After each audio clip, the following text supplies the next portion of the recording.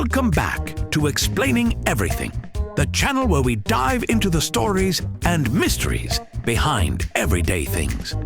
Today's question comes from one of our curious traveler, Kaya and Naomi Nicholson, 6028. Thank you for the question, Kaya and Naomi. They asked, why does airplane food taste bland, even with seasoning? You're definitely not alone. Airplane food has become something of a running joke in pop culture. But it's not just about bad recipes or cheap ingredients.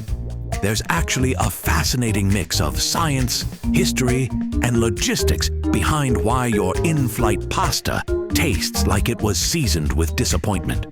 So buckle up, keep your tray table stowed, and let's explore why airplane food tastes so bland, even when it's been properly seasoned. Right here on Explaining Everything.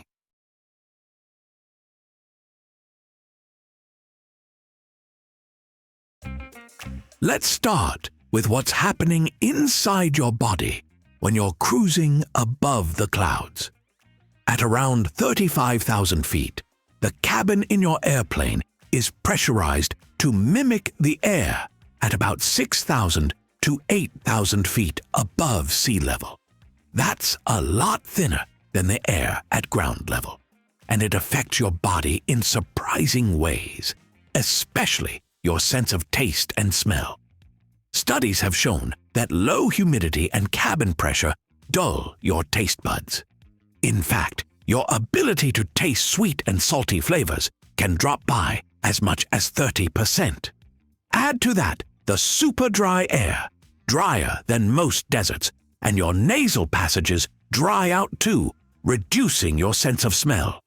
And since smell and taste are closely linked, the food just doesn't hit the same way. It's not that the food lacks flavor, it's that your brain can't detect it as well up there. You wouldn't think the sound of engines roaring around you would affect how you experience food, but it does. Cabin noise levels typically hover around 85 decibels, about the same as city traffic or a loud restaurant. Turns out, all that background noise dulls your perception of sweet and salty flavors even further. One study found that people exposed to loud noise while eating rated food as less flavorful compared to people in quieter environments. Interestingly, background noise actually enhances umami, the savory taste you find in foods like tomatoes, mushrooms, and soy sauce. That's one reason airline chefs sometimes lean heavily on ingredients like soy, tomatoes, and mushrooms in their recipes. Now let's talk logistics. Preparing food for thousands of passengers on dozens of flights every day is no easy task. Most airline meals are prepared on the ground, often hours before takeoff, and then chilled and transported to the plane. In flight, they're reheated, not cooked fresh. And that reheating process, done in steam or convection ovens, isn't exactly gentle. It can dry out meats, over-soften vegetables, and turn textures mushy. Chefs who work with airlines have to design meals that can survive refrigeration, reheating, and a pressure-sealed metal tube flying through the stratosphere. That's not exactly the ideal kitchen environment. Also, because of international safety regulations, the meals have to be cooked thoroughly to avoid any risk of foodborne illness, which means there's no rare steak or runny eggs. Everything has to be cooked through and through, often at the cost of moisture and flavor. Airline chefs know your taste buds go on vacation during flights. That's why they often overseason food on purpose, especially with salt and spices. But here's the catch. Over-seasoning for air travel is a balancing act. Go too far, and the food tastes too strong or even bitter to sensitive palates. Go too light, and it's flavorless once you're airborne. Plus, different airlines cater to global audiences with different dietary preferences and restrictions. So they have to walk a fine line between being flavorful and being broadly acceptable.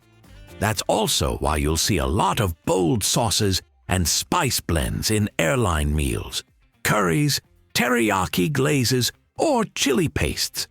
These hold up better to altitude-induced taste loss than more delicate dishes. If you've ever been lucky enough to sit in first or business class, you might have noticed the food is noticeably better. That's not just a marketing illusion. It really is different. Higher-tier passengers often get food that's cooked with fresher ingredients, more variety, and even plated by hand. Some airlines partner with Michelin-starred chefs to design in-flight menus, and they can afford to use richer ingredients or offer meals in multiple courses. And since there's more space in business and first class, flight attendants can take a little more time preparing and plating meals properly. The ovens up front even sometimes differ from the ones in economy, allowing more control over heating. Airplane food isn't necessarily bad. It's just fighting an uphill battle against physics, biology, and logistics. Between low cabin pressure, dry air, loud noise, reheated meals, and a dulled sense of taste, even the best-prepared dishes lose some of their sparkle at 35,000 feet. Airlines try to compensate with bold seasonings and smart ingredient choices, but the environment is simply working against them. So next time you're poking at your lasagna at 38,000 feet, just remember, it's not the food, it's you. Or rather, it's your brain's high-altitude settings.